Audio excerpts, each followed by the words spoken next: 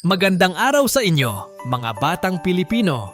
Ngayong Pasko, may isang kwento kaming ibabahagi. Isang kwento ng pamilya, pagmamahal, at pagtutulungan. Ito ay magpapaalala sa atin na ang tunay na diwa ng Pasko ay hindi lang tungkol sa mga regalo, kundi tungkol sa pag-ibig sa kapwa at sa pagdiriwang ng kapanganakan ng ating Panginoong Hesus.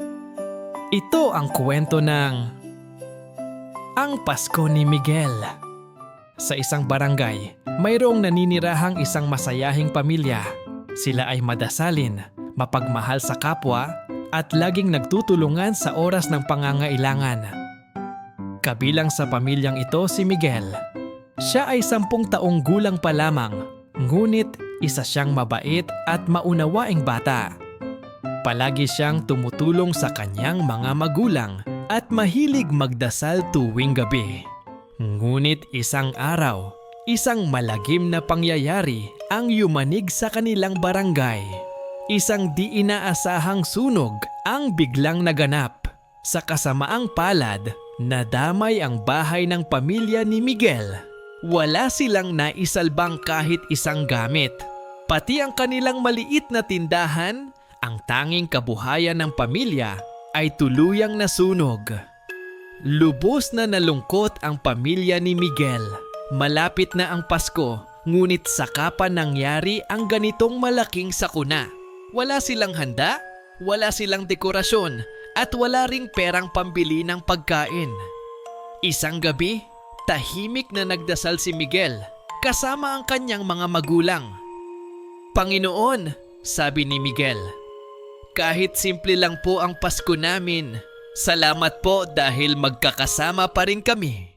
Kinabukasan may kumakatok sa kanilang pintuan.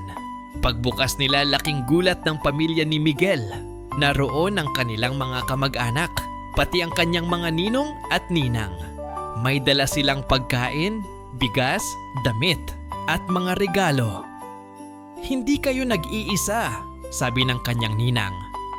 "Bilang ninong at ninang, tungkulin naming gumabay, tumulong, at magmahal, lalo na sa oras ng pangangailangan."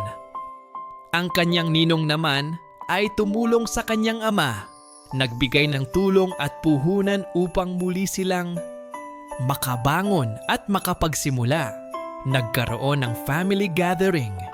Sama-sama silang nagluto, naglinis, nagkwentuhan, at nagtawanan. Unti-unting napuno ng liwanag at saya ang kanilang tahanan. Habang sila ay nagsasalo-salo, biglang may narinig na tunog ng kampana sa labas. "Ho ho ho ho! Ew, Merry Christmas!" Isang lalaking nakapulang kasuotan ang kumaway. Si Santa Claus! Ngunit sa kanyang puso, napagtanto ni Miguel ang isang mahalagang aral. Si Santa Claus ay hindi lang isang tao, kundi simbolo ng kabutihang loob at pagtutulungan. Bago matapos ang gabi, sabay-sabay na nagdasal ang pamilya. "Ngayong araw po," sabi ng ama ni Miguel, "ipinagdiriwang namin ang kapanganakan ng aming Panginoong Hesus. Turuan ninyo po kaming magmahal, magbahagi, at magtulungan." Ngumiti si Miguel habang yakap ang kanyang pamilya. Natutunan niyang ang tunay na diwa ng Pasko ay hindi lamang tungkol sa mga regalong natatanggap, kundi tungkol sa pagiging isang pamilyang nagmamahalan at nagtutulungan. At sa gabing iyon, kahit simple lamang ang kanilang handa, iyon ang pinakamasaya at pinakamasaganang Pasko sa buhay ni Miguel. Nagustuhan mo ba ang kwento natin ngayong Pasko? Kung oo, mag-subscribe ka na dito sa Batang Pilipino TV para sa mas marami pang nakatutuwang kwento. I-share mo rin ang video na ito sa iyong mga kaklase at kaibigan upang sila rin ay matuto ng magandang asal at diwa ng Pasko. Hanggang sa muli nating pagkikita sa susunod na kwento. Maligayang Pasko sa inyong lahat. Paalam!